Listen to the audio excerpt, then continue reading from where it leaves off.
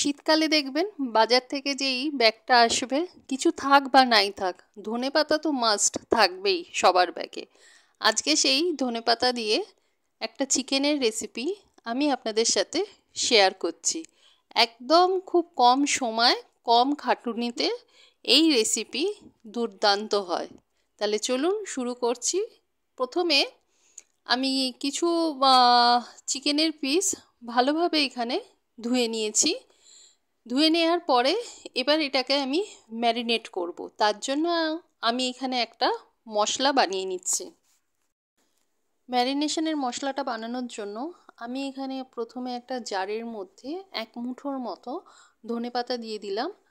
তার মধ্যে দিয়ে দিচ্ছি 4-5টা কাঁচা লঙ্কা, ঝালটা আপনারা আপনাদের স্বাদ অনুযায়ী দেবেন।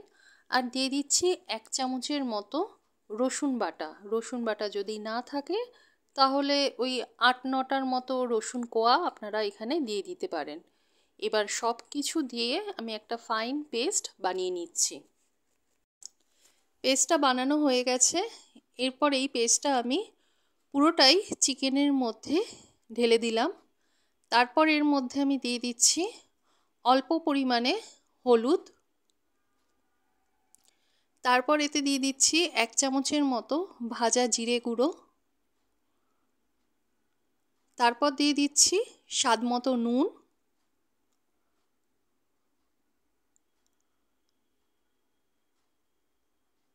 এরপর এখানে দিয়ে দিচ্ছি 2 চামচের মতো ভিনিগার।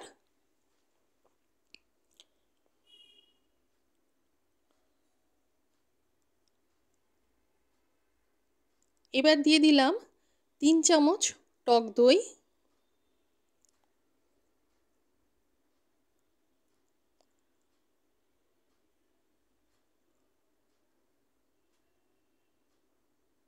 তারপর এতে আমি দিয়ে দিলাম 2 চামচের মতো সর্ষের তেল।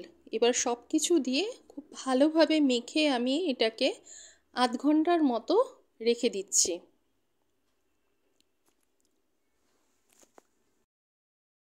আধ ঘন্টার পর গ্যাসের ওপর একটা কড়াই বসিয়ে দিয়ে তাতে সামান্য পরিমাণে আমি কিছুটা সাদা তেল নিয়ে নিয়েছি। সাদা তেলটা যেই গরম হয়ে আসবে তখন ওই আগে থেকে যে ম্যারিনেট করা চিকেনটা সেটা এর মধ্যে এবার আমি দিয়ে দিচ্ছি। দেওয়ার পর জাস্ট ওই 2-3 সেকেন্ডের মতো একটু নাড়াচাড়া করে নিচ্ছি। করে নিয়ে এটা ঢাকা চাপা দিয়ে একদম লো ফ্লেমে এটা আমি কুক হতে দেবো।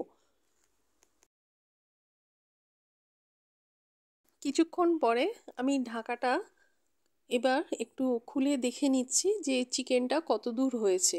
ঢাকাটা যেই খুললাম দেখুন চিকেনটা থেকে কিন্তু বেশ ভালো পরিমাণে এখানে জল ছেড়ে দিয়েছে। এবার ঠিক এই অবস্থাতে আমি একটু নাড়াচাড়া করে এখানে আমি একটু টেস্ট করে দেখে নিচ্ছি যে কি কম বেশি আছে।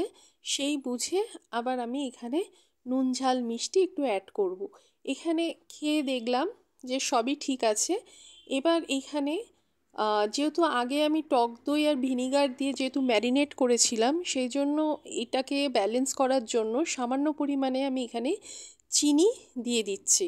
চিনি দিয়ে আর একটু নাড়াচাড়া করে নিলাম। নিয়ে আরও কিছুক্ষণ এইটাকে আবার ওই ঢাকা দিয়ে আমি এটাকে আরও কিছুক্ষণ হতে দেবো। আরও কিছুক্ষণ এটাকে রান্না করে নেওয়ার পর এবার ওপর থেকে যেই দেখুন একটু মানে তেল ছেড়ে এসেছে আর কালারটাও চেঞ্জ হয়ে গেছে, ঠিক এই সময় আমি আগে থেকে ড্রাই রোস্ট করে রাখা কসুরি মেথি এখানে দিয়ে দিচ্ছি। দিয়ে দেওয়ার পর এখানে সামান্য একটু নাড়াচাড়া করে আমি এখানে কিন্তু গ্যাসের ফ্লেমটাকে অফ করে দিচ্ছি। অফ করে দেওয়ার পর তারপর আমি এখানে দিয়ে দেবো সামান্য পরিমাণে বাটার। আর দিয়ে দিচ্ছি এখানে ভাজা মশলা গুঁড়ো। ভাজা মশলা গুঁড়োর মধ্যে ধনে, জিরে, তেজপাতা আর শুকনো লঙ্কা শুকনো খোলায় একটু নাড়াচাড়া করে নিয়ে তারপর ওইটাকে পাউডার বানিয়েছি। সেইখান থেকে আমি 2 চামচের মতো ভাজা মশলা এইখানে দিয়ে দিচ্ছি। এবার ভাজা মশলাটা দিয়ে দেওয়ার পর আরেকটু নাড়াচাড়া করে এটাকে ঢাকা দিয়ে কিছুক্ষণ আমি স্ট্যান্ডিং টাইমে রেখে দেবো। তারপর গরম গরম রুটি পরোটার সাথে এটাকে সার্ভ করব। খুব অল্প সময় আর অল্প খাটুনিতে এই ধনিয়া চিকেন একদম তৈরি হয়ে যায় আর খেতেও কিন্তু খুব সুস্বাদু হয়। যেহেতু দেখবেন শীতকালে খুব খাটুনি করে রান্না করতে ইচ্ছা করে না, ওই কাটা বাটা ঝামেলা শুনলেই যেন গায়ে জ্বর আসে, তো সেই সময় আমার মনে হয় এই রেসিপিটা খুব ভালো হয়। যদি আপনাদের এই রেসিপি ভালো লাগে, আপনারাও কিন্তু বাড়িতে একবার এমনিভাবে ট্রাই করে দেখতে পারেন।